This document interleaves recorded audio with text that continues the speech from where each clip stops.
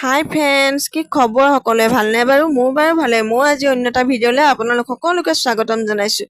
এয়া আছিলে বিশ্বকৰ্মা পূজাৰ আগৰ দিনাখনৰ মই অকণমানকৈ বজাৰলৈ গৈছিলোঁ আৰু বজাৰ কৰি আনিছিলোঁ। আমাৰ যিহেতু কৰ্মস্থলী এভাগ আছে, তাতে অকণমানকৈ নিয়ম অকণ কৰিম বুলিয়ে এয়া এতিয়া বজাৰ কৰি আহিছোঁ। আৰু এয়া অকণমান বুট মগু, কল কুঁহিয়া, এটা ঘৰত নাৰিকল, এনেধৰণে সকলোখিনি যা যোগাৰ কৰি লৈছোঁ ৰাতিয়ে।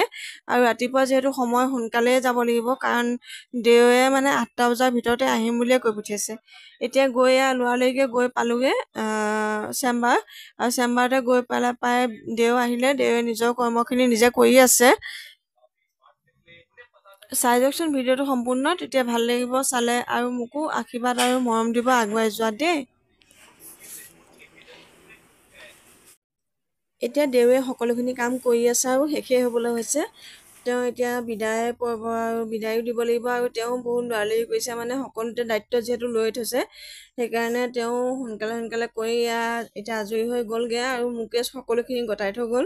আৰু এতিয়া মই সকলোকে এনেধৰণে অলপ প্ৰসাদ, কল কুঁহিয়া চবকে এনেকৈ অলপকৈ দিবলৈ চেষ্টা কৰি আছোঁ। আৰু সকলোকে দি লওঁ, দি লৈ পেলাই আপোনালোকৰ লগত আকৌ লগ হ'ম বুলি আশা কৰিছোঁ।